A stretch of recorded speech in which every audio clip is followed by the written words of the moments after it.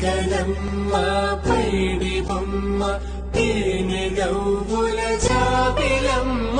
లేని సాకులు చెప్పకమ్మ పట్టువోణి కట్టవమ్మ నాన్నయదపై నిన్నటిదాకా అల్లరి ఆటలు ఆడినా చిన్నారి తల్లి లేత భుజములు నేడు చీరలు